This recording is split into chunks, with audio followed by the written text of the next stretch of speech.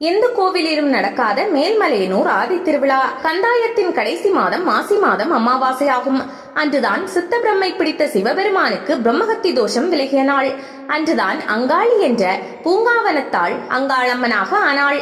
சிவசுயம்பு புற்றுருவாகவும் புற்றுக்குள் குடிகொண்ட நாக வடிவமாகவும் ஆனாள் என்று அறிந்த வண்ணம் நாகத்தின் படம் சுருங்காமல் சீரிப்பாயும் நிலையில் இருந்ததாகவும் இந்த நிகழ்வுகளை கண்ணுற்ற பூலோகத்தில் இருந்த பூதகணங்களான ஆண் பூதம், பெண் பூதம், மிருக கணங்கள், பறவை கணங்கள் அனைத்தும் ஒன்று சேர்ந்த வண்ணம் வகை வகையாக வந்து அப்புற்றை சுற்றி பணிந்து தொழுததாக ஐதீகம். அதற்கும் அந்த நாகப்பாம்பு படம் சுருங்காமல் இருப்பதை கண்ட பூலோக கணங்களில் வேண்டுகோளுக்கு இணங்க தேவர் உலக தேவர்கள் தங்களின் வாகனமான ஐராவதம் என்ற வெள்ளை யானையில் பூலோகமான இப்புற்றை வந்து தொழுது நின்றதாகவும் அதற்கும் இந்த நாகப்பாம்பின் படம் சுருங்காமல் இருப்பதை கண்ட தேவர்கள் அனைவரும் ஒன்று சேர்ந்த வகையில் தேவர்களின் திருவுருவமாக திருத்தேராகி நின்ற அப்புற்றை சுற்றி வரும்போது கலியுகம் பிறந்ததாக அறிந்த வண்ணம் கலியுகத்தில் அந்த பாம்பு படம் சுருங்கி புற்றுக்குள் சென்று மறைந்ததாகவும் அறியப்பட்டுள்ளது. இந்த வரலாற்று நிகழ்வுகளை ஒவ்வொரு ஆண்டும் நினைவு கூறவே எழுந்த நிலைகளே திருவிழாக்கள் ஆகும்.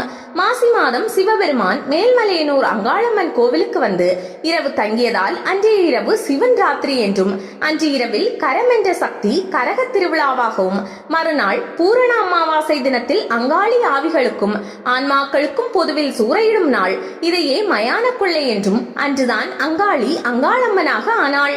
ஆண் பூத கணங்கள் புற்றை சுற்றி பணிந்தன என்று அறிந்த வண்ணம் இரவில் ஆண் பூத வாகனத்தில் அம்மன் பவனி என்றும், 3ஆம் நாள் பெண் பூத வாகனத்தில் அம்மன் பவனி என்றும், 4ஆம் நாள் காட்டில் இருக்கும் மிருகத்தின் தலைவன் சிங்க வாகனத்தில் அம்மன் பவனி என்றும், 5ஆம் நாள் வாகனத்தில் இருந்த பறவை கணங்கள் தன்னுடைய தலைவனான அன்னத்தை வாகனமாக ஏற்று அன்ன வாகனத்தில் அம்மன் பவனி என்றும், அன்றைய பகல் திருவிழாவாக கோபம், சினம், சீற்றம், ஆங்காரம், ஆவேசம் என்ற நிலையில் உச்சக்கட்டமாக கருதி தீமிதி திருவிழாவாகவும் நடக்கிறது.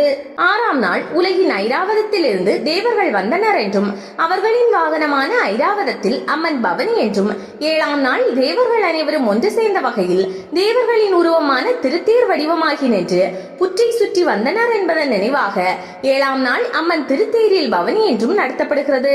8ஆம் நாள் கலியுகம் பிறந்ததை நினைவு கூறவே குதிரை வாகனத்தில் அம்மன் பவனி என்றும், 9ஆம் நாள் தான் எடுத்த உருவமான நாகத்தை நினைவு கூறவே 9 தலை நாக வாகனத்தில் அம்மன் பவனி என்றும், 10ஆம் நாள் சத்தாபரணம் அணிந்து அனைவருக்கும் அருள் கொடுக்கும் சத்தாபரண திருவிழா என்றும், தெப்பல் திருவிழா என்றும் ஆதி முதல் இன்று வரை இந்த திருவிழாவில் மாற்றமில்லாமல் கொண்டாடப்படுவது தமிழகத்தின் தனி சிறப்பு. இந்த 10 நாட்களும் திருவிழாவாக கொண்டாடப்படுவது முழுக்க முழுக்க இந்த அம்மனின் வரலாற்று திருவிழாவாகும்.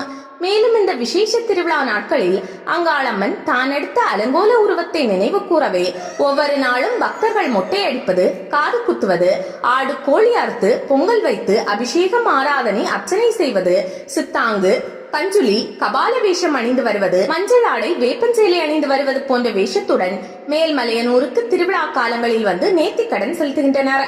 வேண்டுதல், காணிக்கை, பிரார்த்தனைகளான பொன், வெள்ளி, பணம் போன்ற காணிக்கைகளை உண்டியலில் செலுத்தி பக்தர்கள் தங்களின் வேண்டுதல் பிரார்த்தனையை செய்து செல்வதே இந்த 10 நாள் திருவிழாவாகும். இந்த அம்மனின் வரலாற்றை தொடர்புபடுத்தி செய்யும் திருவிழா வேறு எங்கும் கொண்டாடப்படுவதில்லை. இந்த மேல்மலையனூரில் மட்டுமே ஆதி திருவிழாவாக கொண்டாடப்படுவது தமிழகத்தின் தனி சிறப்பு.